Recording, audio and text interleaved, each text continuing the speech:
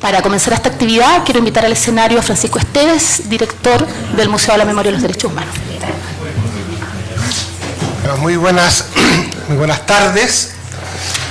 Y efectivamente, como se ha señalado por parte de Margarita, venga para acá, no sé, ahí, porque además tenemos que expresar que efectivamente estamos en este acuerdo de trabajo compartido, tanto la universidad, Academia de Humanismo Cristiano, como este Museo de la Memoria y los Derechos Humanos. Y parte de una aseveración que está señalada en el lema que encabeza esta actividad y todas las demás que vamos a hacer, que es el derecho humano a ser migrantes. Y cuando lo pensamos de esa manera, fue casi como una premonición respecto de cuando desde el gobierno se señaló que Chile debía retirarse del pacto migratorio. Y en el fondo lo que hubo ahí era un desconocimiento de que la migración es un derecho. Entendiendo que la migración puede ser forzada o puede ser voluntaria, pero finalmente la persona que está en la condición de migrante tiene el derecho a ser migrante y por lo tanto a que se le reconozcan todos los derechos que están asociados a la vida digna en un país. Y esto es demasiado importante porque para nosotros el tema no se resuelve solo creando condiciones para un desarrollo mínimo de la inserción de esas personas que son migrantes en la economía del país. Ya de por sí eso es súper bueno. Pero es mucho más que eso. En el fondo es un encuentro de culturas. En el fondo es una convergencia de saberes. Es una reunión de voluntades para poder desarrollar un país solidariamente, abierto a la región y abierto a los grandes desafíos que tiene el mundo en la actualidad. Y para el museo particularmente, lo decimos en esta oportunidad, es muy prioritario poder hacer un diálogo de las memorias que vienen con las y los migrantes y nuestras memorias, la memoria de quienes están acá. No voy a repetir lo que se ha dicho en el sentido de que todas y todos somos migrantes, pero sí voy a reiterar que este es un museo que está comprometido junto con la universidad a defender este derecho, el derecho a ser migrantes. Y lo hacemos y queremos hacerlo no desde un verticalismo académico o desde una superioridad institucional, lo hacemos desde una opción participativa. Lo que queremos hacer es construir un programa en conjunto. Y para eso es este primer panel. Y lo que venga también después tiene que seguir la misma tónica. No queremos predicar, queremos actuar. No queremos dar lecciones, queremos aprender de lo que debemos desarrollar en conjunto para proteger el y los derechos de los migrantes y para que entendamos que este país necesita desarrollarse de una manera amplia y fraterna. Y por eso, con ese discurso de la fraternidad, es que nos sentimos muy contentos de poder estar junto a la Academia en esta tan urgente como hermosa iniciativa. Muchas gracias.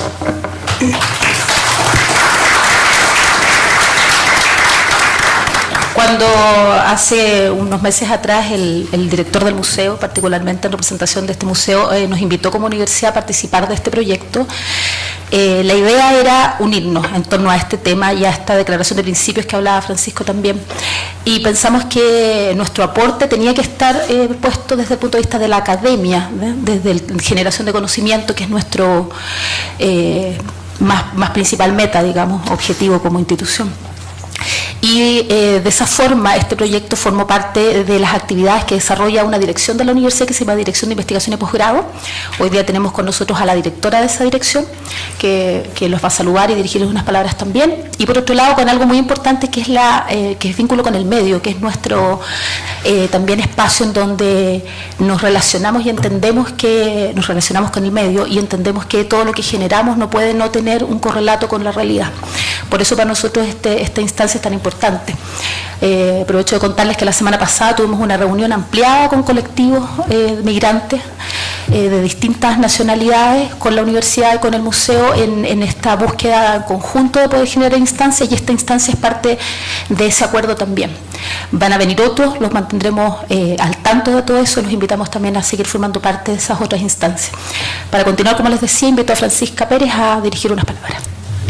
Buenas tardes a todas y a todos. Me gustaría primero que nada agradecer al Museo de la Memoria por habernos invitado a colaborar en este ejercicio de poder reflexionar colectivamente en torno al tema de la migración.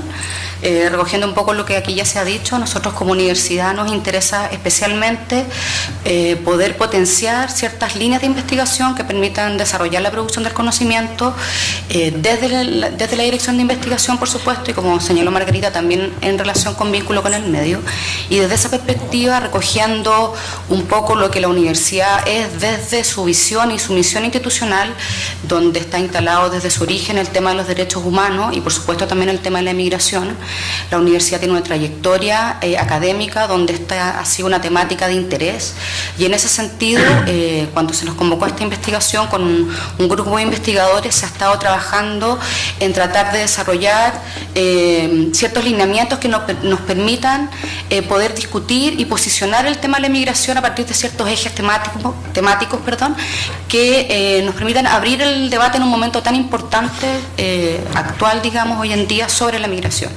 Y a partir de la discusión de ese documento, que va a orientar el conjunto de actividades que se van a realizar durante el año, dentro de esas está el ciclo de conversatorios El Derecho Humano a Ser Migrantes, que se inauguró hoy día, con este primer conversatorio, donde la idea es poder reflexionar en torno a la migración, exilio y desarraigo como una primera temática que nos interesa poder comenzar a discutir, y los otros conversatorios que vienen a lo largo del mes de junio, donde están distintas perspectivas y puntos de vista que permitan enriquecer y posicionar esta temática hoy día. Así que bienvenidos, espero que sea muy fructífero todo lo que podamos discutir hoy día. El agradecimiento especial a los colectivos que están participando hoy día acá y que, como señalaba Margarita, ya empezamos un trabajo de diálogo para que ellos vayan también participando y dando forma a cómo vamos a ir desarrollando el conjunto de actividades que se van a desarrollar. Muchas gracias y espero que sea una excelente jornada. Le voy a dar el pase ahora a Rosario Fernández. Ella es encargada de la unidad de investigación de la universidad, es doctora en sociología, y ella va a conducir este debate y les va a contar un poco quiénes son nuestros invitados también. Gracias. Buenas tardes, mi nombre es Rosario y voy a estar moderando esta mesa con estos invitados impresionantes que tenemos para este primer conversatorio. Vamos a partir con Eduardo Cardosa, es integrante del Movimiento de Acción Migrante MAM y del Consejo Consultivo de Uruguayos en Chile. Cada uno va a tener 15 minutos y yo los voy a ir avisando cuando se va acabando su tiempo. Si quieres partir, Eduardo. Antes que nada, agradecer la invitación al Museo de la Memoria y a la universidad por estas actividades que se están realizando y que nos parecen de suma importancia. Hablar de derechos humanos en Chile en este lugar tiene mucho sentido.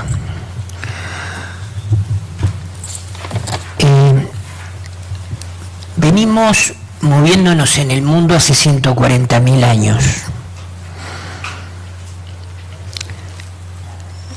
Andamos caminando por esta tierra, venimos de África, éramos todos y todas negros.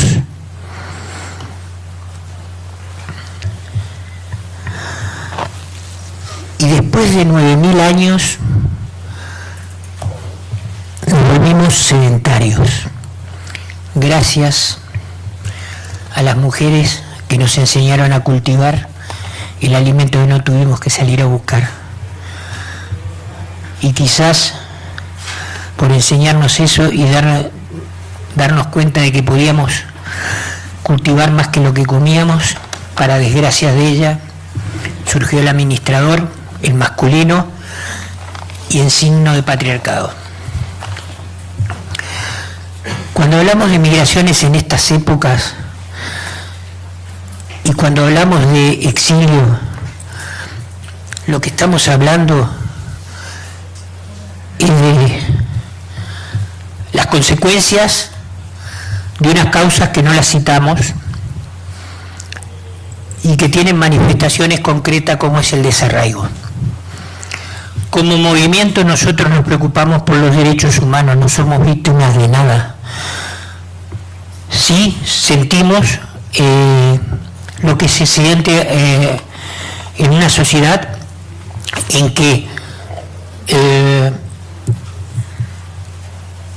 el extranjero parece que se ve como enemigo. Y eso quizás sea un legado de cuando los Estados-naciones generaron las fronteras, sobre todo en un continente que tenemos tantas cosas similares, y nos separamos en frontera, y cuando nos separamos en frontera nos quedaron familias por un lado y por otro de las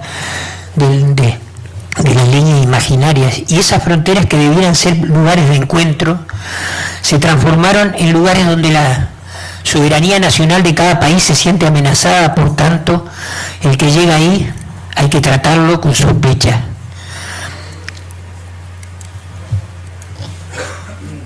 Desde que se generó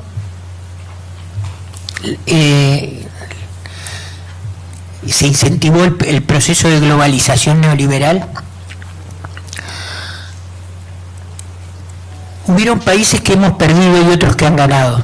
Ganan siempre los mismos y perdemos siempre los mismos. Eso incentivó la migración que tenemos hoy. Y hoy en el mundo hay 252 millones de personas que viven en situación de movilidad y que no viven en donde nacieron. Hay 68,5 millones de personas que son desplazados por la fuerza, entre los cuales se encuentran 400 millones de desplazados internos, 25,5 millones de refugiados y 3,5 millones solicitantes de asilo. En el mundo hay 10 millones de apátridas y cada 2 segundos una persona se ve obligada a desplazarse. Esa es la realidad que tenemos en este contexto de sociedad global. Cuando hablamos de las situaciones que convergen a los desplazamientos, son situaciones muy diversas, y entre ellas está el exilio, la situación forzada por un Estado que expulsa a sus hijos, que los detiene, que los hace desaparecer, que ustedes conocen bien, porque incluso la razón de este espacio tiene que ver con una memoria que no se debe perder nunca. Y también cuando vemos la realidad actual de Chile, no podemos olvidar que Chile fue un lugar de acogida para toda la región. Chile en los años 70 acogió en su territorio prácticamente personas de todos los países de la región que estaban corridos por dictadura o perseguidos, y gente que vino a colaborar también en un proceso que era innovador y liberador. Gente también que corrió el mismo destino que muchos chilenos, y hay desaparecidos de diferentes países de la región y del mundo, que todavía están sin saberse dónde están.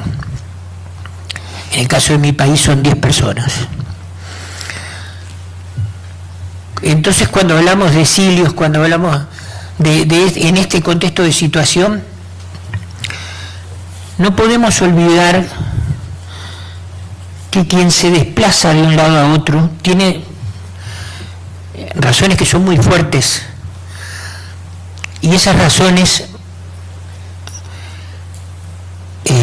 no entienden de fronteras a veces, tampoco quien sale de una situación de miseria o de persecución en el campo, se lee la ley migratoria de un país para poder entrar. Lo hace en las cosas mínimas que necesita, los papeles mínimos que necesita, pero no los detalles. Y ocurren que después se desplazan, y ocurren que hay países que fomentan más la libre circulación de personas y otros que no. Chile está cambiando,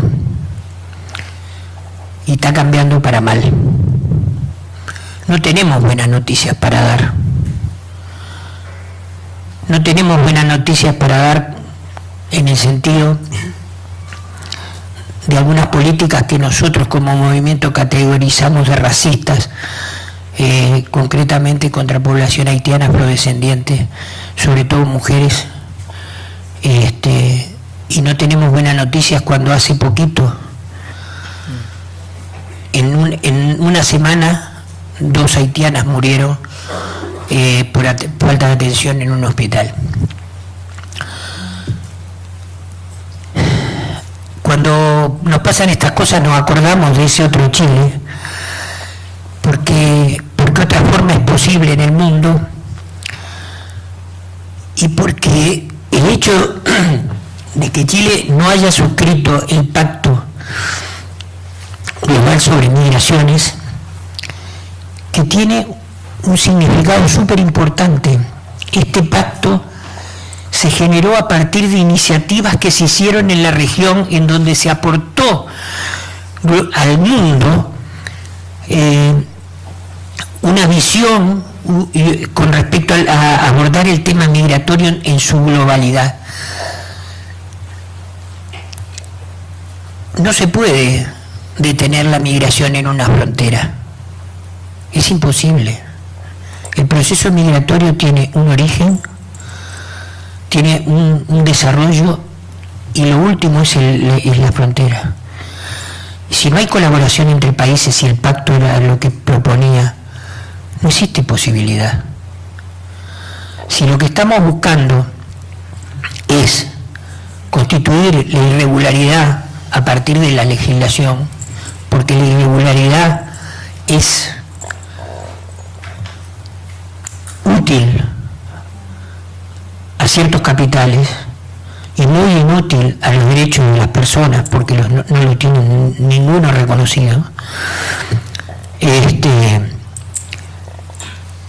hecho de no firmar el pacto, el hecho de oponerse a la Comisión Interamericana de Derechos Humanos cuando se le hace ciertas indicaciones con respecto a las expulsiones que se han hecho, como el hecho de todavía no firmar las indicaciones que se le han hecho con respecto al examen periódico universal,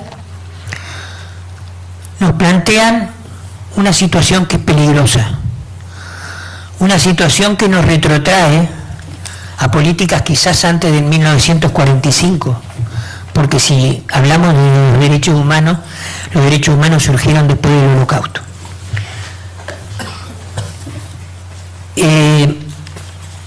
No hablamos del desarraigo, yo creo que otros lo van a hablar, nosotros lo sentimos, y nosotros lo vivimos, y lo vivimos con nuestros compatriotas de la región, y lo tratamos de integrar, y de integrarnos críticamente. No nos pidan otra cosa. Todo lo que estamos haciendo con respecto a la legislación lo hacemos no por corporativismo, nosotros creemos, estamos convencidos de que un Chile inclusivo, de que un Chile de futuro es posible con todos quienes elegimos esta tierra para hacer nuestras vidas y que queremos contribuir a ella en las mejores condiciones, con nuestros derechos bien respetados, porque si no tenemos que gastar mucho tiempo en luchar por ellos. Gracias.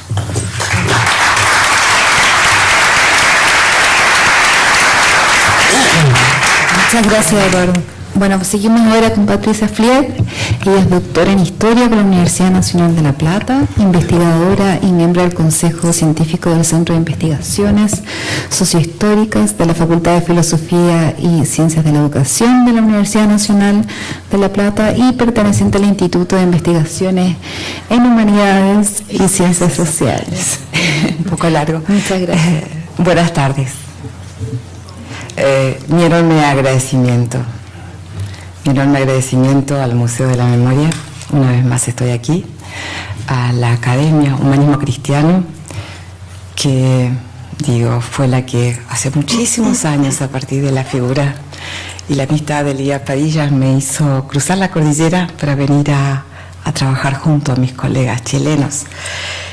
Yo quisiera en esta presentación, en esos 15 minutos, explicitar por qué me siento felizmente convocada a trabajar y a pensar junto a ustedes estos temas de las migraciones, exilios y desarraigos. En primer lugar, porque me permite abordar junto a ustedes un tema que integra la agenda de trabajo de la historia reciente, pero especialmente las migraciones forzadas son un problema de investigación con el que tenemos un compromiso académico y político particular. Desde hace ya varios años nos hemos dedicado a estos temas y hemos creado un programa interinstitucional de estudios sobre migraciones, exilios y refugios, con sede en mi universidad, la Universidad Nacional de La Plata, pero que reúne proyectos de investigación acreditados de distintos países de la región. Estos proyectos pertenecen a los sistemas nacionales de Chile, de Brasil, de Uruguay, de México y de Argentina. Entonces, este trabajo intelectual nos permitió trabajar con clave comparada, pero también nos ha brindado la oportunidad de construir vínculos y generar producción académica de alto impacto en la región. Primer tema. Segundo lugar, porque el problema de los desplazamientos forzados ha sido y sigue siendo una de las aristas más complejas de la violencia contemporánea. Un problema que no ha recibido ni recibe la atención necesaria para limitar su expansión a escala global ni para reparar los daños que ella ocasiona. De modo que cada reunión, cada espacio en los cuales somos convocados nos permite tenemos la oportunidad de dar visibilidad a un problema que nos interpela y nos desacomoda y que nos habla de un pasado que no pasa, nos habla de genealogías, de continuidades, de repitencias cada vez más complejas y de mayor alcance. En tercer lugar, porque trabajar en el pasado reciente nos permite y nos obliga a reflexionar sobre nuestras propias prácticas y preguntarnos, especialmente por el sentido del trabajo de los historiadores e historiadoras, volver a las clásicas preguntas del sentido del oficio del historiador del tiempo presente, para preguntarnos el para qué de la historia reciente e historizar desde allí la construcción de un campo de estudios que se ha consolidado en la región, pero que ha sido una faena compleja, difícil, porque digámoslo otra vez, la historia reciente sirve para resignificar y para disputar, para complejizar e intervenir en el presente, sirve para cuestionar, sirve para desnaturalizar, implicándonos como sujetos históricos, porque digámoslo una vez más, una cosa es la distancia crítica y otra es la neutralidad. Y en cuarto lugar, porque este tema me permite volver al recuerdo y a la ausencia siempre presente de mi querida colega historiadora María Eugenia Orbitz. Porque con María Eugenia, por ella y con ella, descubrimos los argentinos lo que significó el exilio y el desarraigo para los chilenos víctimas de la dictadura de Pinochet y de sus aliados tradicionales. volver a nuestra querida Kena, una profesional exquisita de la Universidad de Chile, quien fue una pionera y un faro en la historiografía del pasado reciente en el Cono Sur, es volver a quien tendió los primeros pasos para la construcción de los puentes necesarios para la creación y consolidación del campo de los estudios de la historia reciente en el Cono Sur. Luego volveré más extensamente, pero debo señalar que hablar de historia reciente del Cono Sur es explicar que se trata de una construcción historiográfica en escala regional, en la que el quehacer científico demandó renovados esfuerzos teóricos y metodológicos y, por supuesto, parten de una decisión política de pensar los estudios en clave comparada en torno a un proyecto político de la integración latinoamericana, en particular la integración del Cono Sur. La voz de Kena llegaba desde Chile. Su escritura abría diálogos con la historia chilena con el Cono Sur. Ahora también es cierto que el pensamiento de Kena estaba imbuido de los aportes de la historiografía que se inauguraba en los años 80 y 90 en el siglo pasado en Europa, particularmente en Francia, renovación que tendrá un impacto global, porque la historiografía mutó en esos tiempos y la Kena fue tributaria y militante comprometida en la expansión de una nueva forma de conocimiento. Nuestra Kena es, claro, junto con otros colegas chilenos, una representante destacada de la modificación de la forma de escritura, así como las formas de concebir la historia. Enzo Traverso, a quien ella admiraba por encima de todos y desde la historia intelectual, nos advierte sobre los que esos cambios obedecieron, por un lado, el surgimiento de lo que hoy denominamos historia global, que significa pensar la historia como un conjunto de interferencias, de conexiones, de intercambios materiales, económicos, demográficos, tecnológicos, y de transferencias culturales, lingüísticas, científicas, literarias, que estructuran las diferentes partes del mundo en un conjunto de redes ciertamente jerarquizadas, pero también unificadoras. Esta historia global estudia el papel desempeñado por las migraciones, las diásporas, los exilios, junto con los procesos económicos y políticos para la elaboración de las ideas o la intervención de prácticas culturales nuevas. Y en segundo lugar, por el redescubrimiento del acontecimiento, el acontecimiento con su autonomía y su espesor, sus enigmas. Y en tercer lugar, el ingreso masivo al taller del historiador del concepto de memoria. La memoria como un nuevo paradigma del enfoque del mundo contemporáneo, la memoria que adquiere el estatus tanto de fuente como objeto de investigación histórica, la memoria como un nuevo paradigma historiográfico. Y aquí nuevamente otro aporte original de nuestra amiga, su reflexión original en y para la consolidación de los campos de estudio de las memorias en este país. Vuelvo entonces a Kena para pensar el campo intelectual y el quehacer del historiador, volver a explicitar los desafíos que tuvimos que aceptar y transitar los que abrazamos la decisión política de escribir y enseñar historia reciente en nuestros países y en la región. Por un lado tuvimos que redefinir marcos teóricos y metodológicos, pero por otro tuvimos que construir espacios académicos para la expansión de esta forma de comprender el quehacer historiográfico. Definir qué entendemos por historia reciente, tarea nada sencilla y tampoco libre de tensiones, una tarea que nos interpela como historiadores, como historiadoras, como ciudadanos, ciudadanas, como seres humanos. De modo que somos historiadoras, historiadores que trabajamos en y sobre un pasado que no pasa. Somos quienes recogemos las preguntas y las demandas que la sociedad actual le hace al pasado, así como atendemos a aquellos reclamos que el pasado le formula al presente. Somos historiadoras que hemos decidido que trabajar en el tiempo cercano no solo es posible, sino que es necesario en un plano científico, político y ético. En el actual marco social y político, los tiempos del neoliberalismo a escala global, nuestra labor profesional ha adquirido renovados sentidos. Existe una demanda social urgente y presente que nos interroga y nos interpela para encontrar anclajes que intenten comprender qué está pasando, por qué está pasando y cómo es posible. Y en demasiadas ocasiones sentimos la insistente mirada hacia nosotras de buena parte de nuestros connacionales, quienes esperan que desde nuestra experticia brindemos respuestas sólidas y contundentes, ya que nuestro oficio se basa en ello, describir, explicar y buscar la verdad. Sabemos que la historia es un discurso crítico sobre el pasado, una reconstrucción de los hechos y los acontecimientos pasados tendiente a su examen contextual y a su interpelación, pero la historia también sirve para elaborar conciencia ciudadana, para que una sociedad enfrente los problemas que tiene con su pasado, para que construya su propia identidad, entre otras tantas misiones.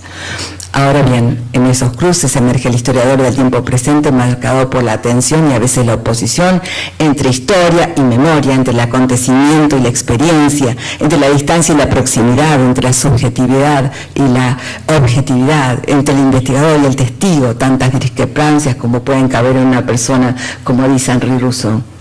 Y la doctora Orbis cumplía con todas estas notas distintivas de la historia, de las historiadoras del tiempo presente. Tensiones a las cuales ella le agregaba algo más. Nuestra Kena era a su vez protagonista e investigadora, es decir, una profesional, una historiadora profesional que pudo poner distancia entre su propia subjetividad de protagonista y testigo de época para escribir la historia con y desde el sentido crítico que el oficio demanda, despojarse de su condición de actora, de militante, de víctima de la violencia para convertirse en una profesional que con sensibilidad y distancia crítica escribía la mejor historia del pasado reciente chileno. Kena era una historiadora original, nos enseñó sus herramientas para mirar el pasado.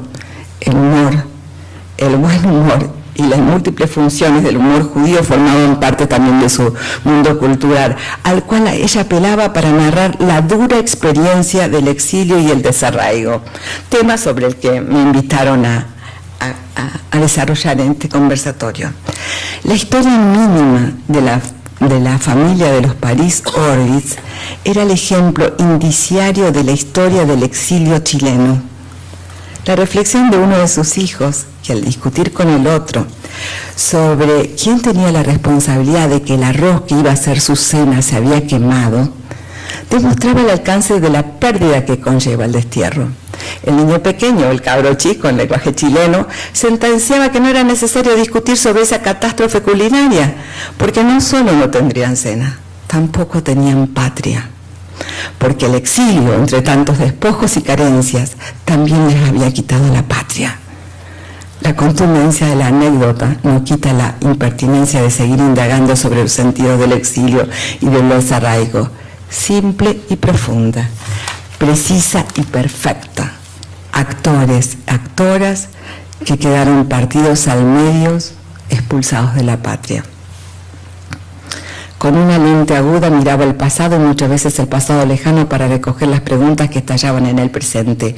Ese presente que era el de ella, que ella vivía como contemporánea. En las búsquedas de respuestas se sumergía en las invisibilidades y en las memorias subterráneas del siglo XIX chileno que habían legado al siglo XX.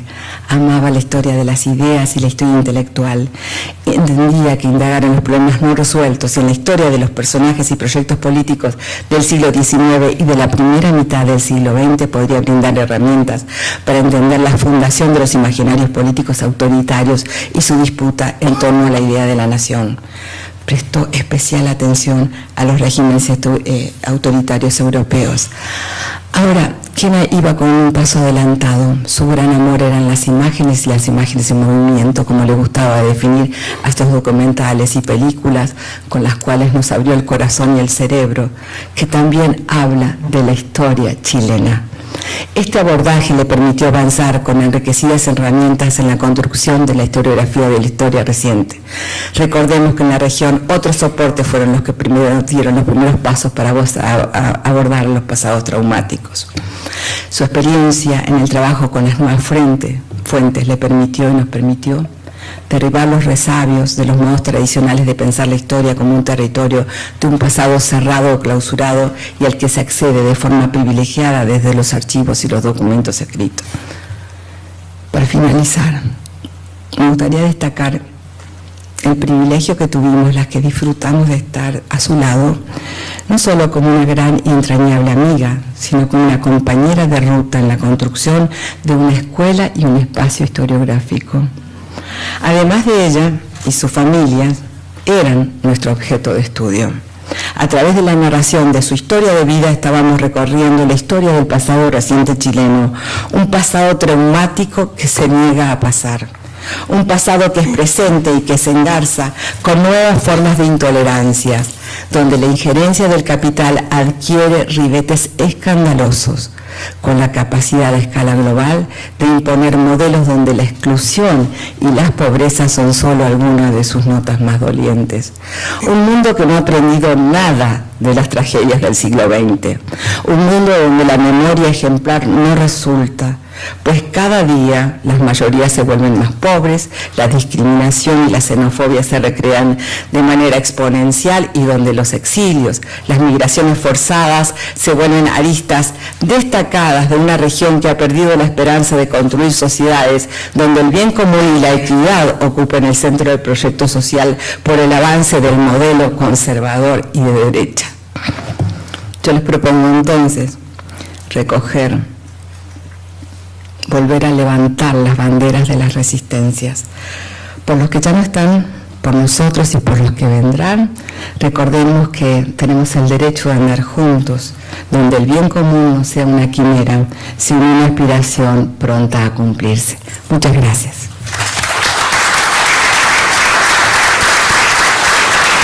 Muchas gracias, Patricia. Bueno, nosotros teníamos invitadas acá en Norambuena, sin embargo ella no pudo asistir hoy día, estaba enferma, pero tenemos felizmente con nosotros a Adriana Palomera. Ella es doctora en estudios americanos de la Universidad de Santiago de Chile e investigadora del Centro de Estudios Migratorios del Departamento de Historia de la Universidad de Santiago. Te damos la bienvenida. Muchas gracias por la invitación al museo, a la Academia de Humanismo Cristiano y también a los presentes. La verdad es que no pensé que iba a haber tanta gente, así que felicito también el esfuerzo con este frío. Y a propósito de las palabras de Patricia, no puedo dejar de lado, soy profesora de historia de origen, entonces no puedo dejar de lado lo que está pasando hoy día, ¿no? Y solamente quiero expresar mi absoluto rechazo a la reforma y a lo que significa hoy día el nuevo currículum que saca justamente lo que es la historia reciente de nuestro currículum. Es algo que no concierne solo a los profesores de historia, raramente algunos creen que sí, no, es nuestra, es de nuestro pueblo, es la historia de las mujeres del siglo XX que se está recogiendo, es la historia de los pobres del siglo XX, especialmente de las violaciones a los derechos humanos, de, no sé, muchas cosas. Entonces, invito mañana a las 12, vamos a hacer una marcha, los profesores e historiadores, perdón que diga esto, ¿no? Me estoy saliendo, pero vamos a marchar desde el Archivo Nacional hasta a las 12, hasta el Ministerio de Educación. Así que los invito y ahora continúo. Perdón. Bueno, a propósito también de la memoria, ¿no? Y de lo que nos falta en términos de los estudios, claramente hemos avanzado mucho en términos de lo que son las últimas diásporas a propósito de la dictadura. Sin embargo, hay una serie de temáticas que están siendo abordadas de hace 5, 10 años con algunas investigaciones, y entre eso está esto que está ahí, ¿no? Que es de la utopía al amparo político, refugiadas y asiladas en Chile entre 1973 y 1975, que es como la mirada al revés, ¿no? No estamos hablando de las chilenas exiliadas y refugiadas o de los exiliados y refugiados afuera, sino de aquellos que efectivamente llegaron a Chile en el contexto, digamos, de lo que fue el gobierno de Salvador Allende. Pero la metodología, porque justamente uno de los problemas que tenemos para examinar esto tiene que ver con los archivos que tenemos, así que quiero efectivamente señalar que este trabajo es un trabajo que venimos haciendo desde el CEM hace como 3 años, 4 años, y que tiene que ver con haber rescatado, digamos, los salvoconductos que nos dan mucha información que estaban en FASIC, lo cual es muy interesante porque hemos logrado no solo rescatar las cifras, sino que también los nombres de las personas que estuvieron en asilo y refugio en Chile siendo extranjeros, ¿ya? Bueno, ¿cuáles son las justificaciones de haber tomado el tema de las mujeres? Es que ya, esto lo hemos dicho muchas personas, ¿no? Pero efectivamente la invisibilización de las mujeres, aunque uno no lo crea, sigue estando presente.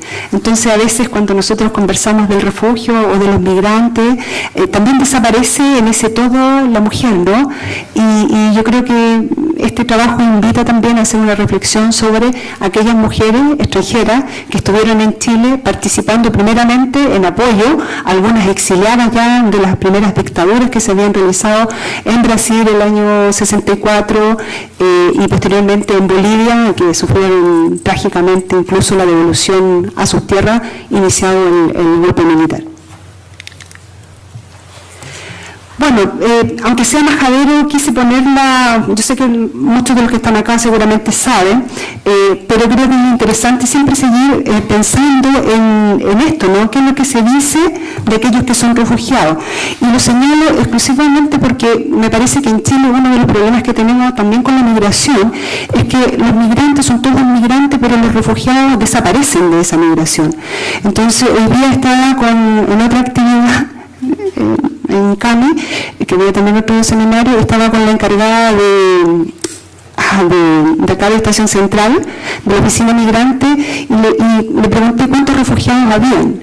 Y no hay voto, no tienen el registro de cuántas personas refugiadas y hay ni siquiera a nivel local. Entonces eso es muy interesante porque también le pasa a nivel nacional.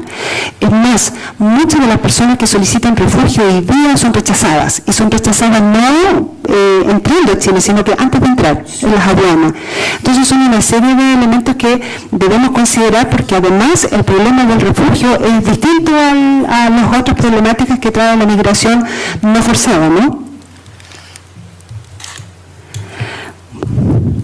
Bueno, ¿cuáles son en general los apoyos que tuvo este proceso? Iniciado el golpe militar, no se podría haber hecho nada si no está ACNUR y las otras entidades que están debajo, que es CONAR, COPAR y FASIC, por supuesto también las iglesias católicas que apoyaron en este proceso.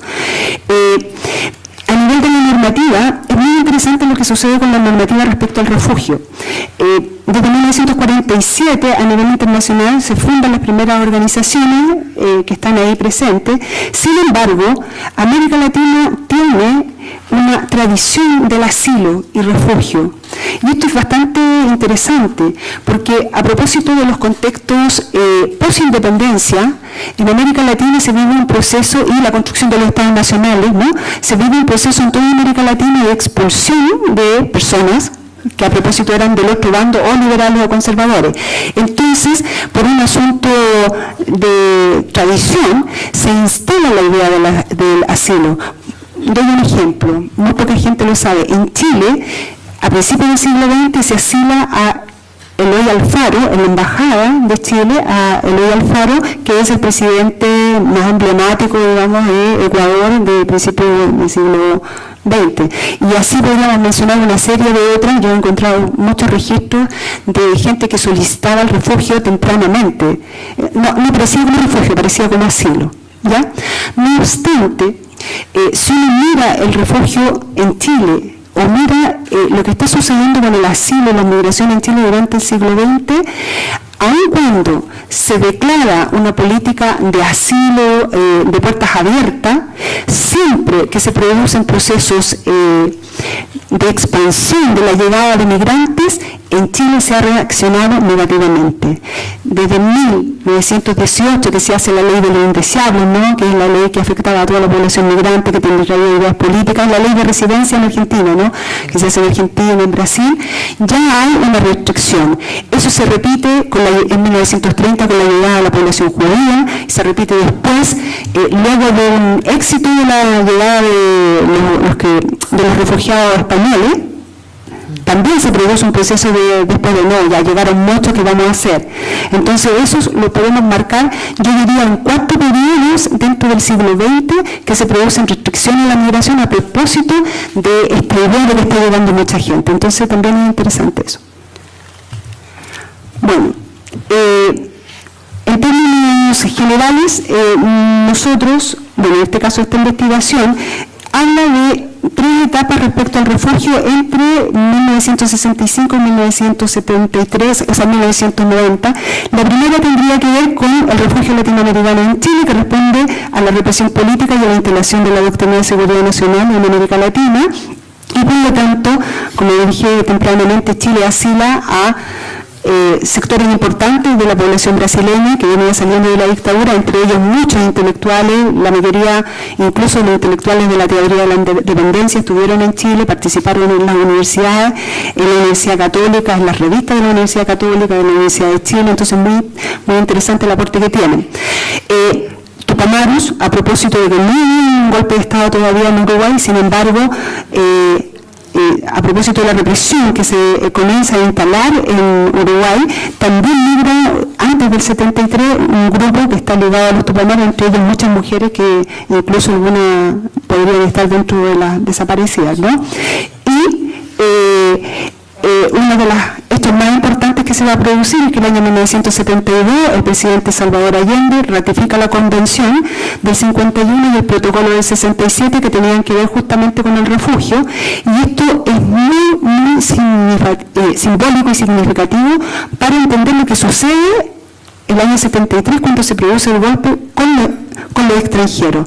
Entonces, el haber firmado este tratado significó que la dictadura, aun cuando reprime rápidamente a gran parte de los extranjeros que se encontraban en Chile, incluso muchos de ellos apresados en el Estadio Nacional, no puede reaccionar violentamente con todo. Hay desaparecidos, hay muertos, pero no es la mayoría, porque hecho el golpe, inmediatamente se hacen presente en Chile. 3 días después del golpe se hace presente ACNUR y comienza toda una gestión interna con estas asociaciones que habíamos y grupos que están antes, y extrañamente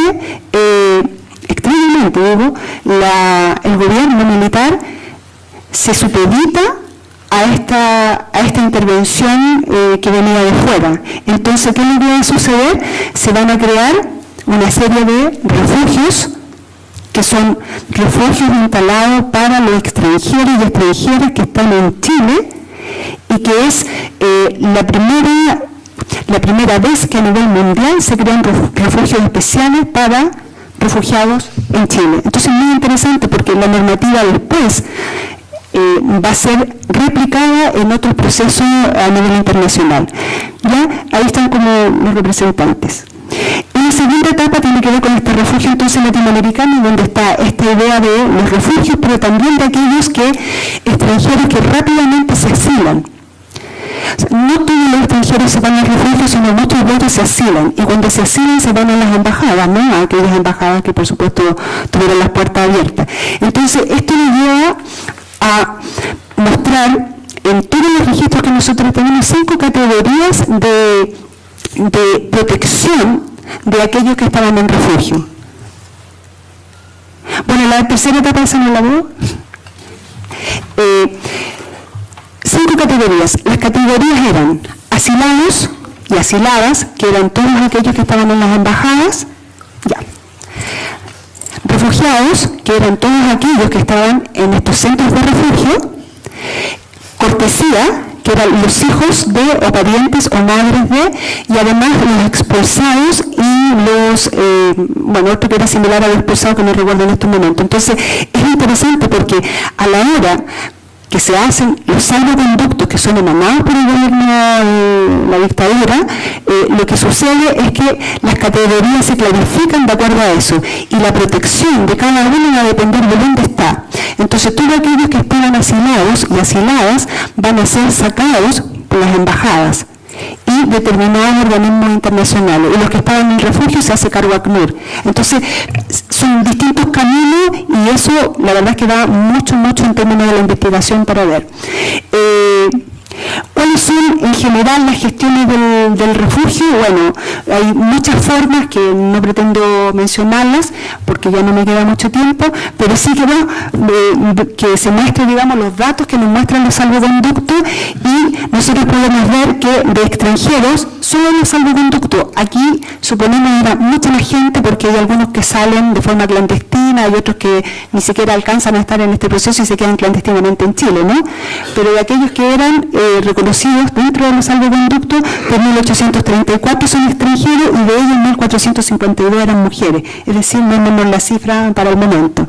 En cada uno de los gráficos que ustedes pueden ver se muestra la cantidad y cuáles son los organismos que los están sacando. Entonces, la sede que se hace cargo es CINE, CONAR o el Ministerio, que sería el Ministerio donde dice menú, son todos los expulsados y expulsadas, ya que no entran en ninguna de las categorías anteriores. Bueno, no pretendo darles la lata con la cifra, pero es interesante, no sé si lo logran ver, la cantidad que hay ahí. Estas cifras las sacamos de acuerdo a los salvoconductos y separamos por nacionalidad, separamos por tipo de condición por la cual salían. Entonces ha sido un trabajo, la verdad, que bien minucioso respecto a eso.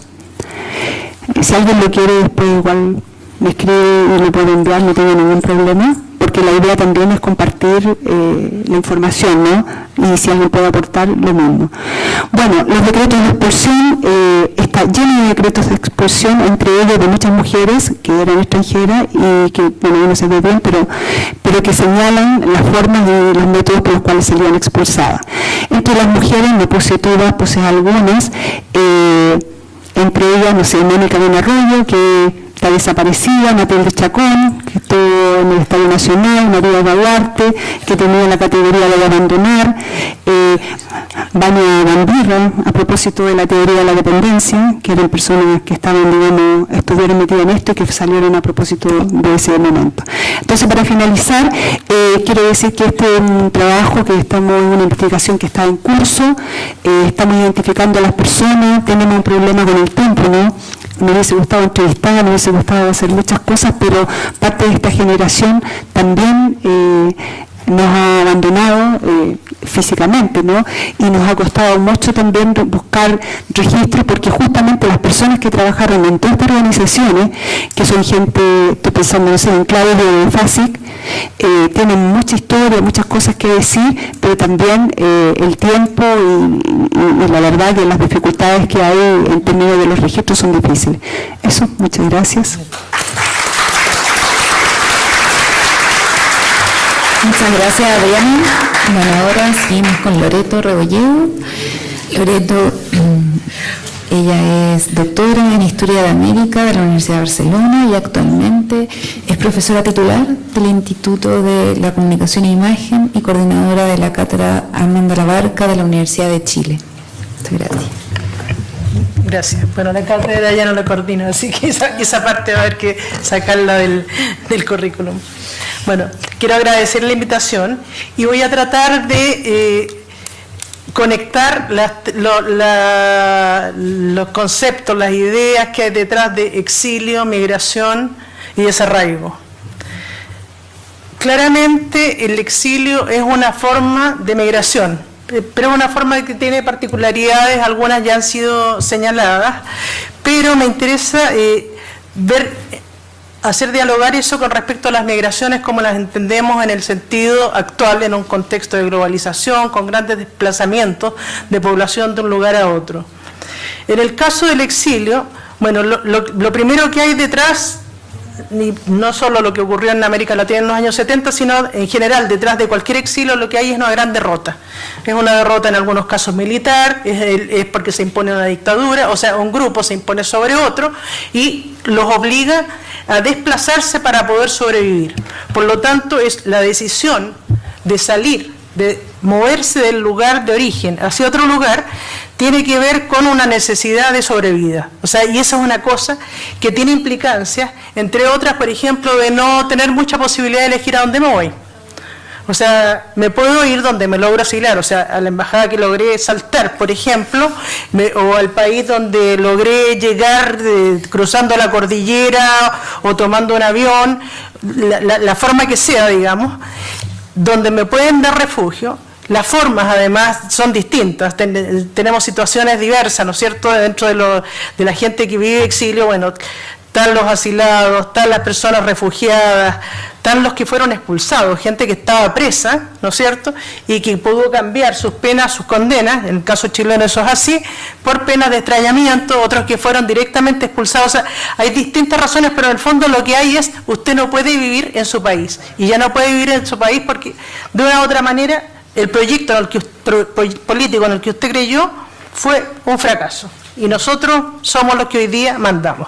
Creo que eso es una cosa que marca una diferencia con las migraciones si uno las mira en el sentido actual. Aun cuando, y creo que en eso es importante remarcarlo, hay varios elementos en común, pero respecto a las razones, y siempre hay una discusión hasta dónde las migraciones son tan voluntarias. O sea, cuando el hambre aprieta, cuando hay violencia en determinadas zonas de un país y la gente tiene la obligación de salir hacia otro lugar para poder sobrevivir, no queda muy claro qué tan voluntaria es esa salida. Sin embargo, tiene el matiz de que lo otro está mediado por una derrota, ¿no? Una derrota que tiene que ver con lo político o con lo militar. Con respecto a las cosas en común, bueno, hay muchas, y básicamente, y ahí después lo voy a retomar con el tema del desarraigo, pero las migraciones actuales lo que vemos son distintos tipos de razones, pero muchas de ellas están mandadas por lo económico. Por lo menos lo que uno ve en el contexto del neoliberalismo, hay algo muy fuerte que tiene que ver con el desplazamiento de personas que no tienen las posibilidades de sobrevivir en sus comunidades, en sus países, porque no hay trabajo, porque no alcanza para vivir.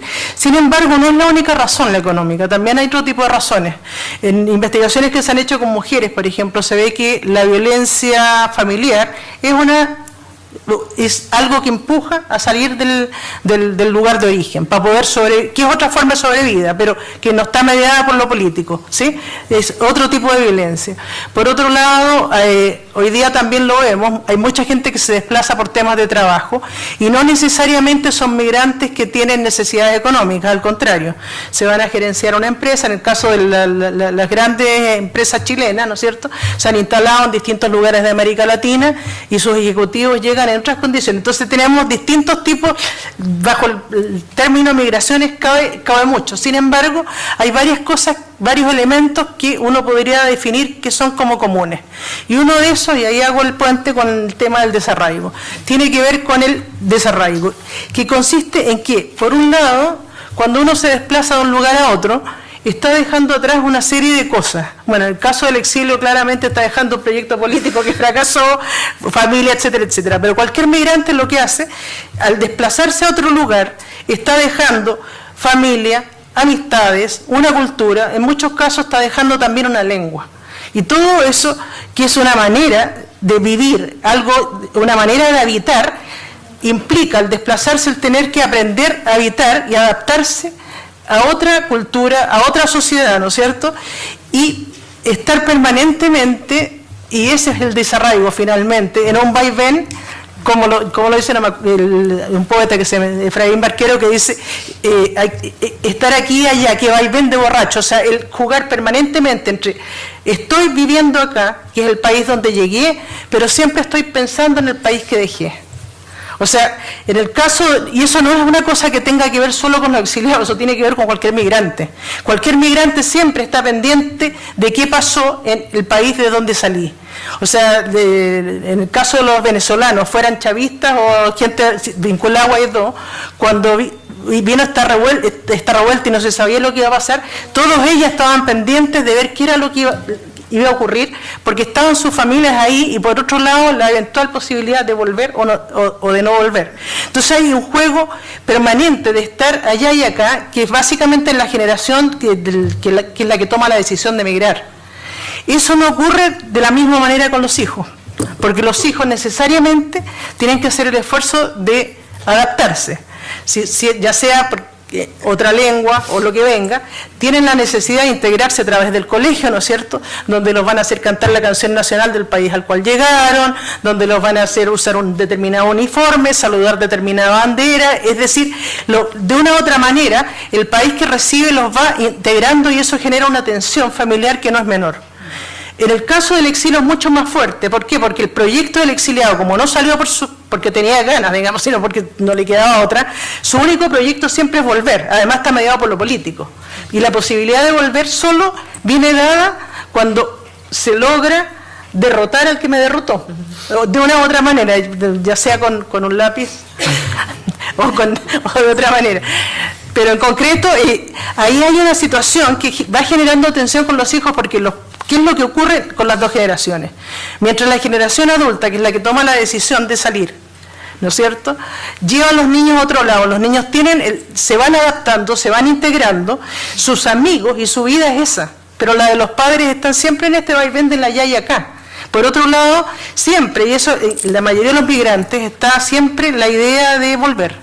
Y eso uno lo ve en muchas de las personas que migran por razones económicas, que la idea es juntar dinero, ¿no es cierto?, para poder invertir en una casa, en un negocio y poder regresar al lugar de donde salí.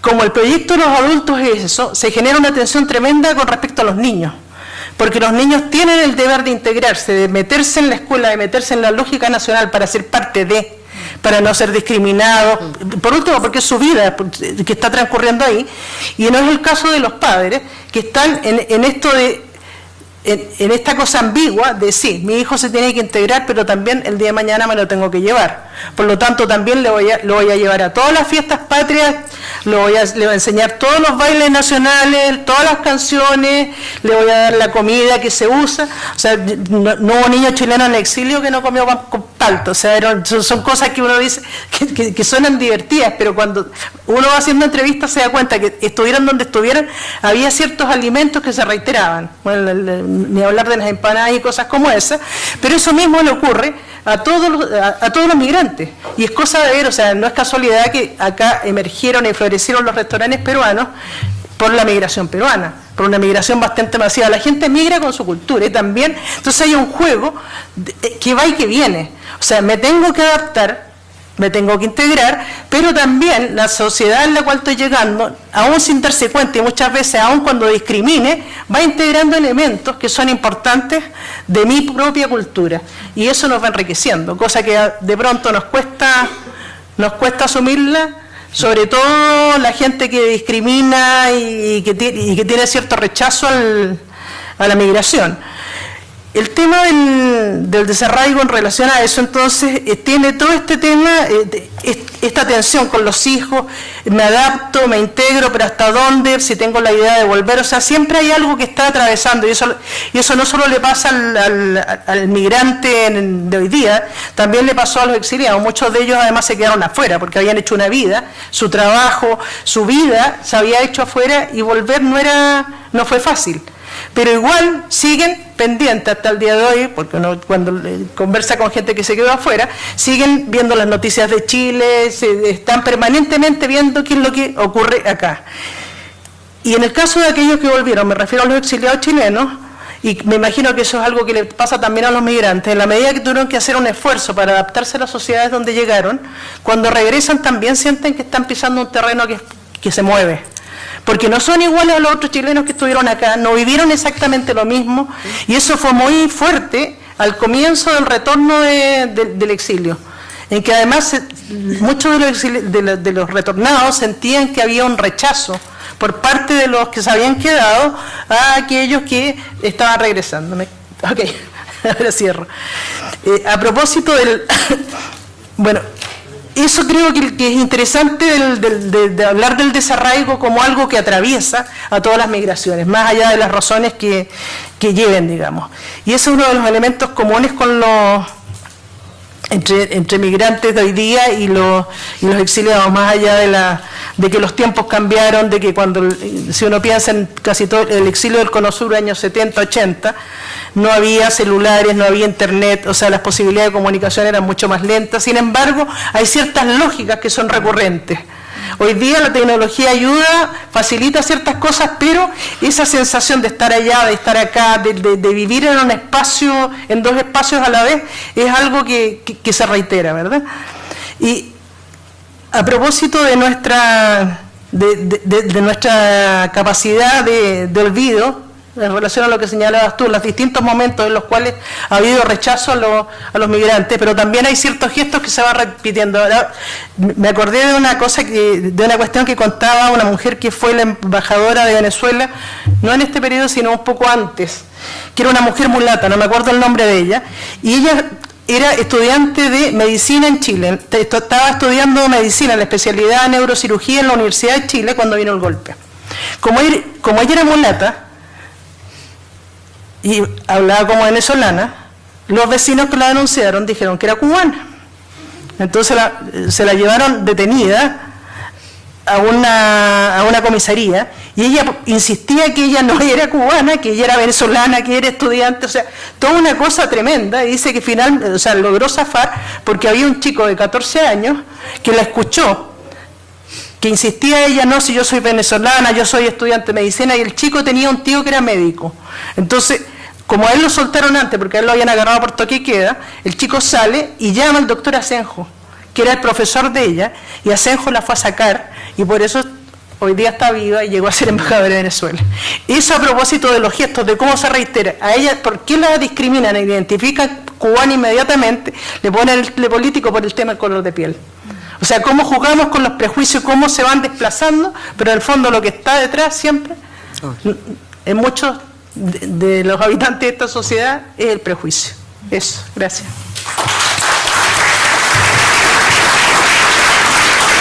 Muchas gracias, Loreto. Muchas gracias a los 4 panelistas. Creo que da mucho a reflexionar respecto a los vínculos entre migración, exilio, las violencias, el desarraigo, los olvidos.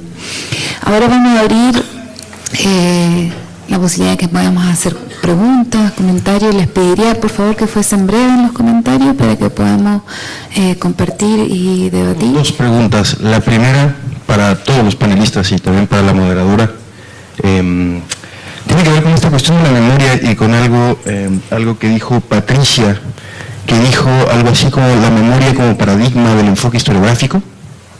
Bueno, eso lo podríamos hacer extensivo a cualquier otra disciplina.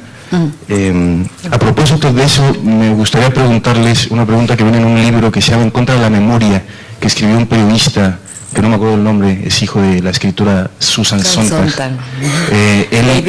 David Riff, exacto. Él en este libro, que en realidad en inglés se llama Against Remembrance, que no Against Memory, él plantea la pregunta de, bueno, ¿en qué lugar del mundo los trabajos de memoria, los monumentos, incluso los museos, han servido para contrarrestar o confrontar lo que Eduardo nos planteaba de las malas noticias, ¿no?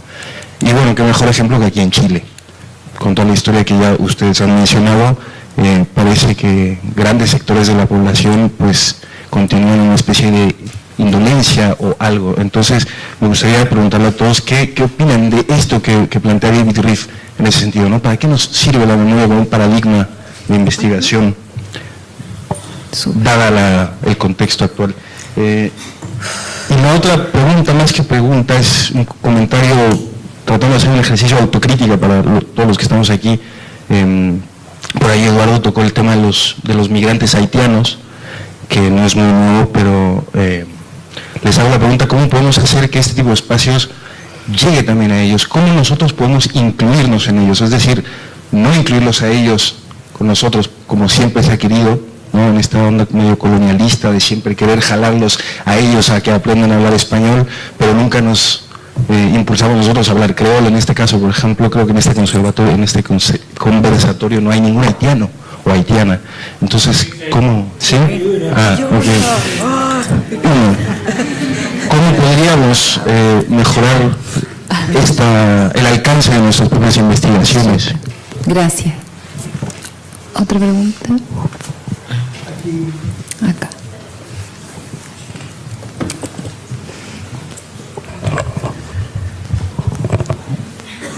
Muchas gracias. Primero que nada, mis excusas por haber llegado tarde. Yo soy de la 5ª región, pero no me iba a perder este conversatorio. Muchas gracias.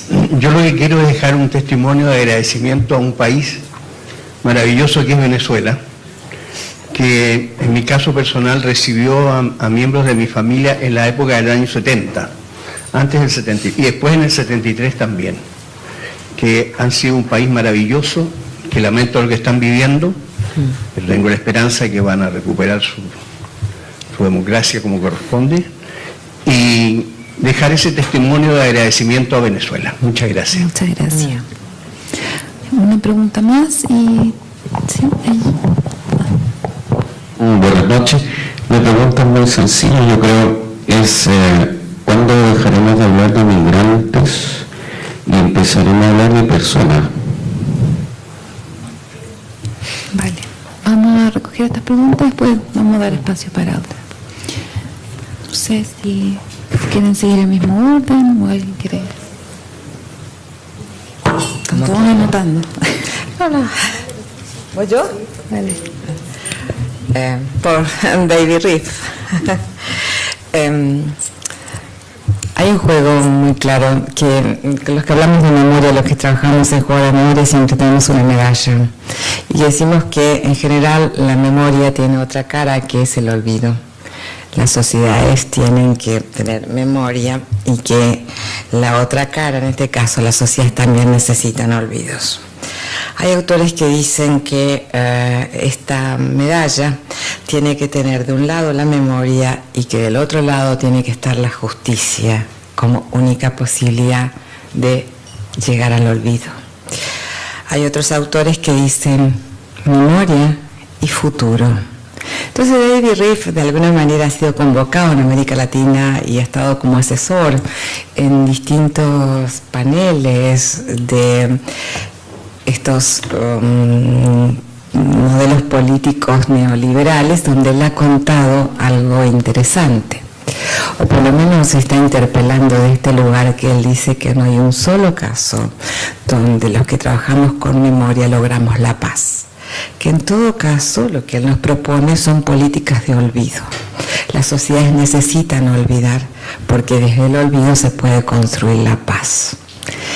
Obviamente también nosotros hemos trabajado fuertemente con esto, seguimos sosteniendo que la paz en este caso es la instauración de una política activa de olvido, seguida con esta dinámica, y que les podemos señalar que existen enorme cantidad de casos de que la paz no llega porque es un pasado que no pasa. Y mientras este pasado no pasa es porque hay un problema que en la sociedad no puede tramitar el trauma o los grandes problemas para que esto pase al pasado. Y porque el punto central es que la memoria, las disputas memoriales tienen que ver con el presente y con el futuro. Nos recostamos con el pasado, pero la disputa es una disputa por cómo construir una sociedad que hable del principio democrático de integración, de inclusión, de equidad como elementos sustantivos del andar juntos y del bien común. Entonces, la posición del olvido como receta forma parte de los recetarios que estamos viviendo. Digo, actualmente voy a hablar de Argentina, no voy a hablar de Chile. En la instauración del gobierno del elenco de Macri ha sido el diseño de una política clara de banalización de los procesos del pasado y de financiamiento de todas políticas vinculadas al desarrollo de programas que tengan que ver con la memoria y el cuidado del respeto a los derechos humanos. Es instaurar un nuevo ciclo memorial que tiene que ver especialmente con el olvido. Entonces están los militantes de las memorias y nosotros que somos militantes de historia, que historizamos las memorias para poder explicar cuáles son los componentes sociales. Quizás lo que dijo el colega, el amigo, migrantes y personas, es claro que son personas. Claro que son personas, que son seres humanos, simplemente a veces por la necesidad de encontrar conceptos, paradigmas para movernos, pero el día que nos olvidemos de pensar que cada una de estas personas que están obligados por las violencias o por las distintas razones a tener que dejar su espacio, su lugar, y no por decisión propia, siempre hay un dolor y una asignatura pendiente que como sociedad tenemos que intervenir.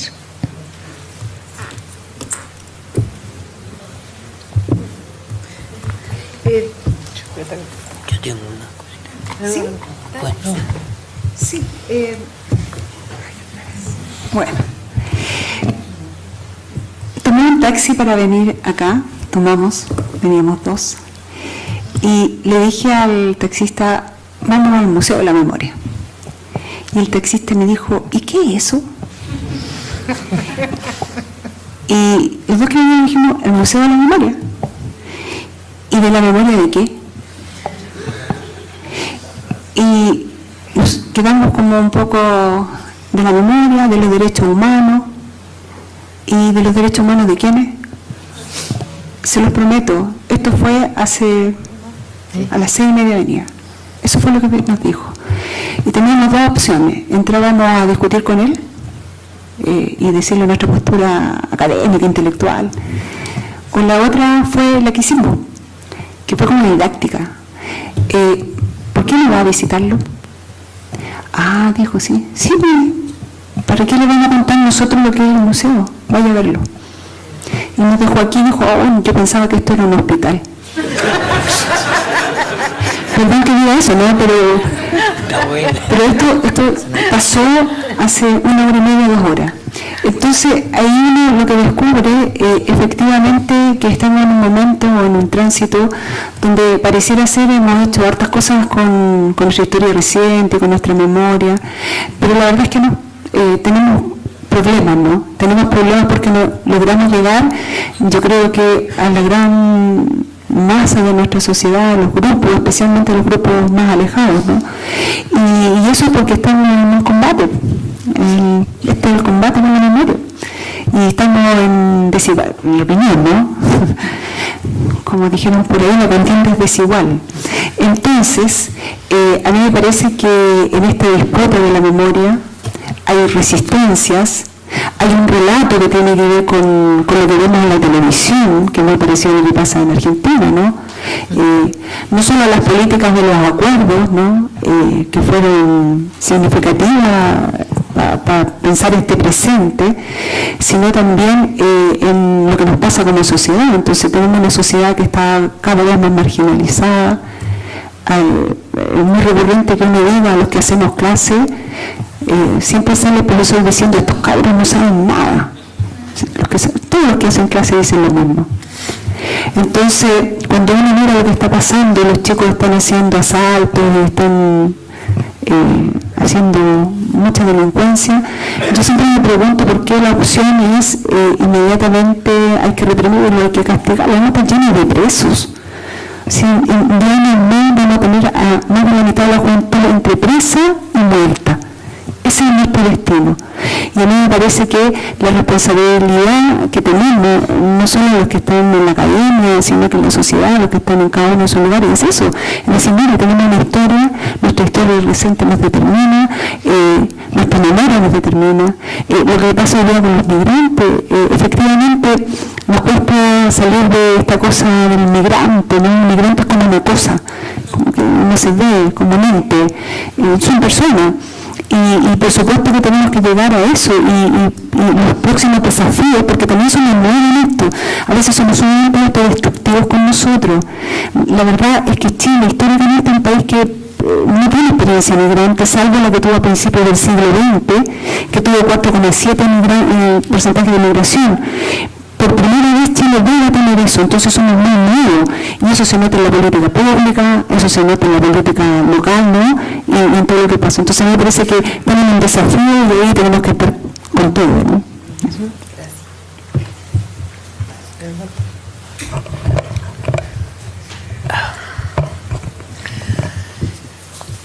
Sobre el tema de los museos y los olvidos. ¿A quién le interesa que se olvide? ¿Por qué le interesa que se olvide? Y si olvidamos todo, ¿algo cambia? Yo creo que hemos olvidado demasiado y por eso qué bueno la labor, la labor de mucha gente de mantener memoria y de hacer historia. Y estamos viendo los discursos que escuchamos ahora.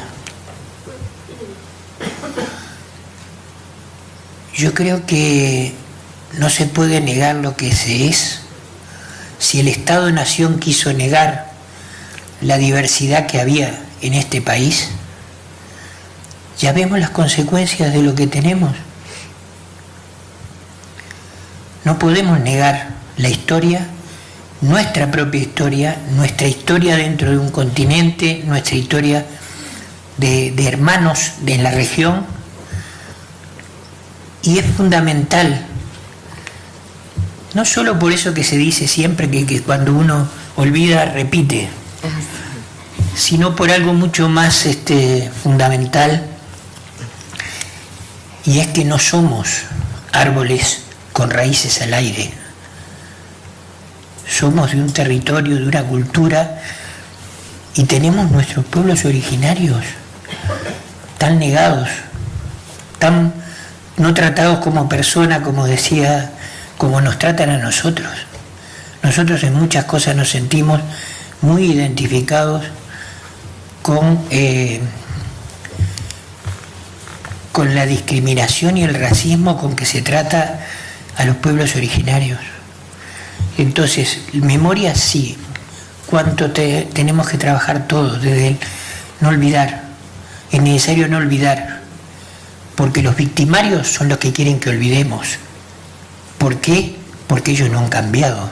Somos nosotros los que tenemos que cambiar en no olvidar nada. Y olvido y memoria es memoria con justicia. Eso por un lado. Por otro lado, con respecto a inclusión, bueno, tanto el Museo de la Memoria como la Academia esta vez se están transmitiendo vía streaming, y es una forma de hacerlo llegar a gente que no ha podido venir acá. Nosotros sabemos que lo están viendo en provincias, gente migrante, de todas las nacionalidades, y eso en algo contribuye. Nosotros somos muy insistentes, vamos a todos lados y siempre pedimos streaming para todas las cosas, porque la gente de provincia nos dice a nosotros, ustedes como están en Santiago, y se da un fenómeno que también se da con respecto a Chile y a las provincias con respecto al centralismo que desgraciadamente en toda la región tenemos todos los países. Eso, y sí, tenemos que empezar a hablar de personas, que es difícil. Es difícil cuando te mandan a tu país, cuando te tratan de alguna cosa y todo lo demás. Pero tenemos que empezar. Y ya hay gente que está empezando. Es decir, de hace 4 o 5 años para acá, uno ve lo que sale en la tele. Y en la tele sale el discurso del poderoso. Pero Chile está cambiando en una cantidad de situaciones con personas, con juntas de vecinos, con la preocupación por el otro que está al lado, por no hablar de los migrantes o de los desde lejos, sino ir a preguntar y tratar de hablar y ver qué es lo que le preocupa a la gente. Claro, vamos a dejar de hablar de migrantes cuando nos demos cuenta que todos los seres humanos que estamos arriba de la tierra, lo único que queremos es ser felices. Y para eso trabajamos, que sean felices nuestras familias, y a veces confundimos la felicidad con comprar, pero podemos ser felices siendo solidarios y contribuyendo con el de al lado, preocupándonos por el vecino, no importa de qué país sea. Gracias.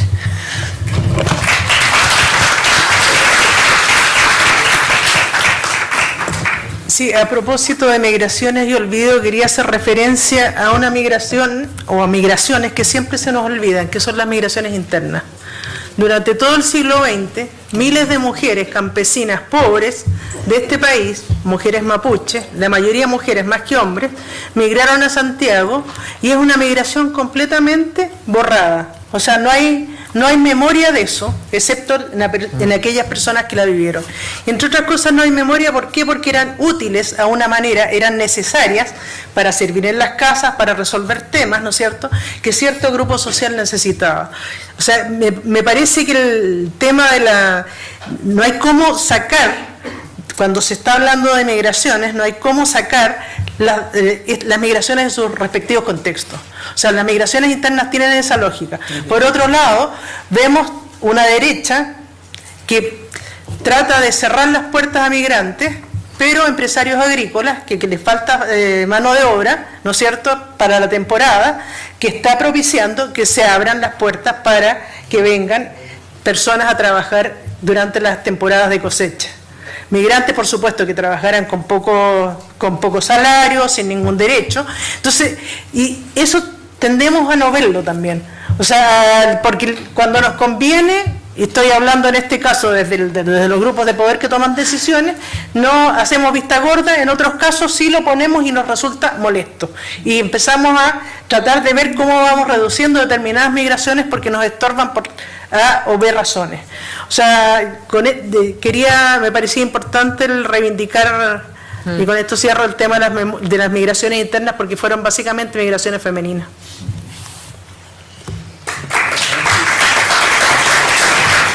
Sí, buenas noches. Bueno, se habló de la migración o del derecho a la migración y pareciera ser que el exilio, por contraposición a eso, es una violación de un derecho, ¿cierto? Como decía don Eduardo, el derecho a pertenecer a una patria, ¿cierto? Y en ese sentido el exilio pareciera ser, como dice tu compatriota Silvina Jensen, una realidad dinámica y poliédrica, ¿cierto? Y eso es lo que lo hace tan complicado a la hora de abordarlo metodológicamente, etcétera, ¿no? Y digo porque esto además tiene significaciones en el campo de las subalternidades, ¿sí? Y subalternidades de las subalternidades. Y eso hace que se pueda estudiar en clave de género, en clave étnica, en clave social, y transgeneracional a propósito de los hijos de exiliados, ¿cierto?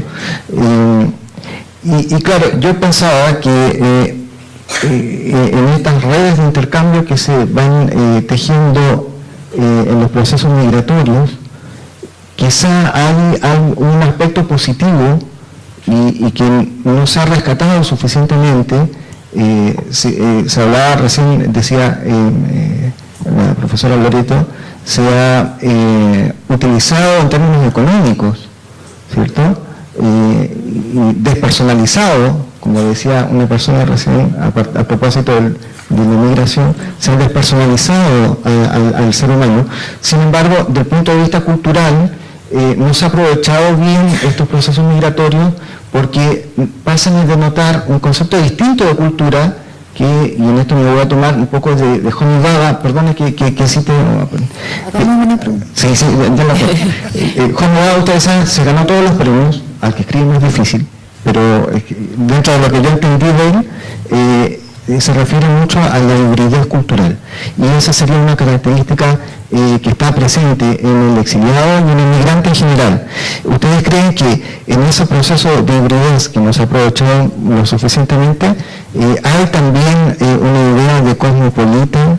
El migrante encierra esa idea de cosmopolita y de qué manera se podría aprovechar mejor. Yo no creo que haya generalizadamente un fenómeno de hibridez. Hay un intercambio, hay un fenómeno de interculturalidad difícil, crítico, discutido, movido, pero y dinámico, porque tiene que ver con diferentes situaciones, es diferente la situación como hablaban de una persona refugiada, de un exilado, pero creo que lo que se da es una digamos, un marco de interculturalidad que lo estamos fomentando nosotros desde nuestra instancia. Nosotros hacemos parte de una red que es de migrantes y de organizaciones promigrantes. Lo que buscamos ahí es justamente esto, cada nación, lo que vemos, lo sentimos, más que no es parte de un estudio, pero lo sentimos así, es que cada uno conserve su cultura y esa cultura dialogue, discuta y aporte a la cultura en la cual se inserta, y que se le permite que se dé y eso es lo más positivo, porque o va a pasar de alguna forma u otra. Un poco lo que decía la profesora Loreto es claro.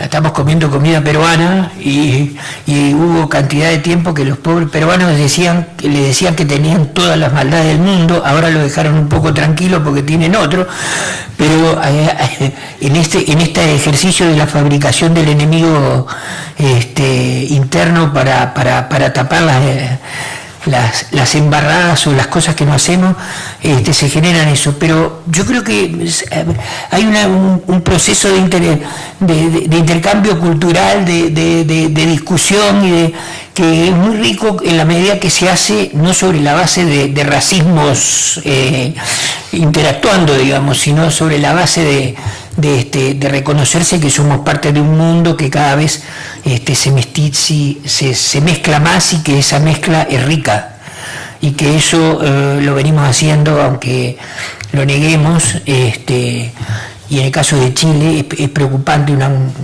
digamos, y hay que tenerlo en cuenta cuando vemos la situación con respecto a los pueblos originarios, al Gualmapu, en que hubo una migración aceptada acá en Chile y que vino para blanquear la raza, dicho así. A mí, cuando lo leí, le digo honestamente, me dio vergüenza, pero no vergüenza por nadie, porque no lo escribió nadie de los que están acá, sino que me dio vergüenza porque se estaban perdiendo algo demasiado importante al decir eso. Nada más. ¿Qué me toca a mí? ¿Por órdenes? Bueno, dale. Sí, yo creo que no sé cuál es el concepto más adecuado. Creo que la interculturalidad y esa fluidez de una cosa y la otra puede ser lo mejor. Cuando yo trabajé respecto al exilio chileno, hubo algunas experiencias narradas por gente que fue a parar a países nórdicos, en los cuales se les dio una serie de ventajas a los exiliados para conservar su lengua, para educar a sus niños dentro de su contexto, y terminaron formando un gueto que nunca no logró permear al resto de la sociedad, y quedaron como una especie de tumor metido dentro de otra sociedad. Creo que ese tipo de cosas son tremendamente complicadas, porque bajo el discurso de te respeto a tu cultura, sigue siendo tú, pero te dejo allá, o sea, sigue siendo el otro. O sea, el tema de poner al otro lado, digamos, es muy complejo.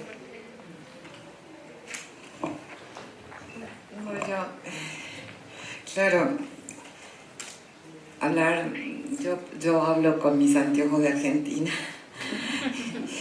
y porque soy argentina, entonces hablar del exilio en Argentina significa hablar también de los retornos y del papel de los exiliados en nuestro país, y una sociedad que creó políticas de defensa, políticas memoriales muy claras en nuestro país, donde los pilares que constituyen la defensa de los derechos humanos, en este caso tenía que ver con el conocer, reconocer y reparar.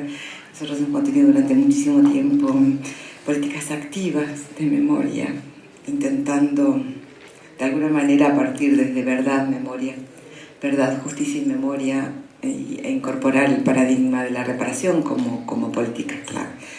Pero así como Silvina y otros han demostrado, el problema ha sido el retorno en Argentina y la dificultad de esos exiliados para insertarse nuevamente en su libertad, en este caso de movimiento, para volver a la patria. Y por otro lado, en el tema de las reparaciones, Argentina ha tenido políticas claves de reparación material y simbólica. Y la que no logró ningún tipo de reparación, en este caso ni en la escena pública ni en la escena legislativa, han sido los exiliados en nuestro país.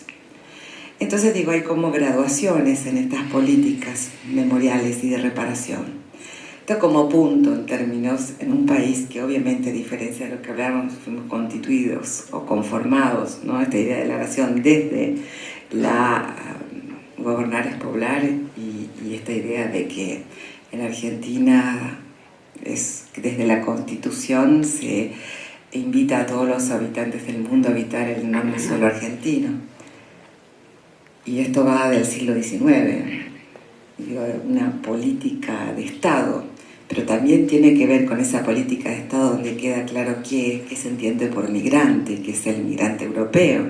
Entonces ahí nos da una característica sustantiva sobre qué nos pasó en esa larga historia. Y cuando esos migrantes no son los europeos, son los latinoamericanos, en todo caso, cómo nos sentamos frente a esta idea de la integración y de la inclusión a la sociedad. Entonces, sigue siendo un tema absolutamente apasionante en el cual intentamos trabajar, porque sí, estamos de acuerdo, acá las migraciones también son una oportunidad, son una oportunidad. Entonces, no es desde solamente de la tragedia, sino de la capacidad que tenemos como sociedades, darnos cuenta que en este intercambio encontramos formas, bueno, el colega decía la felicidad, yo diría del andar juntos con menos dificultades, ¿no? Como expectativa en este caso. No sé si respondo, pero digo, ando pensando por ahí. Adrián. Me perdí un poco, pero voy a aclarar. Si uno piensa que las sociedades son asimilacionistas, multiculturalistas o interculturales, ¿no? Si uno piensa eso, la primera tendencia es a calzarse con una. Entonces, hoy día pareciera ser que lo óptimo es ser intercultural. Entonces, incluso los planes y programas de enseñanza media parece que somos interculturales. Yo siempre me pregunto eso en qué se traduce, ¿no? La interculturalidad. Entonces, los que son defensores de la multiculturalidad dicen que la interculturalidad no es la buena porque la multiculturalidad lo que permite es que las sociedades se mantengan dentro de un lugar. Y los defensores de la interculturalidad dicen que lo multicultural es malo porque tiende a crear guetos. Entonces, pareciera ser que lo más malo es el asimilacionismo. Eso ya como... Sin embargo, yo creo que esas son miradas, esto es bien personal, creo que son miradas erradas, porque me parece que hoy día, a propósito de la construcción de las sociedades, en todos lados, ¿no? Yo estuve en LAS ahora en Estados Unidos y los migrantes son exactamente iguales a los de acá y tienen las mismas dificultades, y hay unos que están sumamente integrados y hay otros que están sumamente asimilados, que parece que les va mejor, y hay otros que están en la multiculturalidad. Y si yo miro hoy día a las familias, porque trabajamos con familias migrantes también, las familias les pasa lo mismo. Nuestra tendencia es que los niños se asimilen más rápido. De hecho, la población haitiana, las mujeres prácticamente no hablan el español. Esencialmente porque muchas mujeres haitianas están en sus casas, son dueñas de casa, y son los niños los que están hablando el español, porque están en los colegios, ¿no? Entonces las mamás andan para todos lados con los hijos y son los hijos quienes las traducen. Entonces, se está dando esto, yo creo que da para mucho más, ¿no? Es natural que los que son más jóvenes tiendan a esto del proceso de asimilación, porque también es más natural. Es más natural que un niño con otro ni siquiera lo vea afrodescendiente, ¿no? El niño juega con ese otro, que es lo que pasa en nuestra escuela. Pero nosotros tenemos miradas desde ya a priori peyorativas. Y termino con esto. La población china, no hay nadie chino acá, la población china, los migrantes chinos a nivel mundial son multiculturales, no son interculturales, y mantienen su cultura, y mantienen el idioma, y mantienen la comida como que la arreglan, la cantonesa, ustedes saben que no es nada de chino, que está chilenizada, ¿no? Entonces es interesante, pero en lo que es el fuero interno, en el ámbito privado, siguen manteniendo eso, y nosotros en Chile no tenemos ningún problema con la población china, hasta ahora, ¿no? Por supuesto, hay alguien que puede tenerlo, pero en general me refiero a lo que más me impactó en la migración latinoamericana. Dicho sea de paso, revisando los censos desde 1865 hasta 1992, que fue más de un siglo, la mayor presencia de inmigrantes en Chile siempre ha sido la limítrofe, siempre, es decir, el norte de Chile siempre ha tenido peruano y boliviano, y a lo largo de nuestro territorio siempre han estado los argentinos.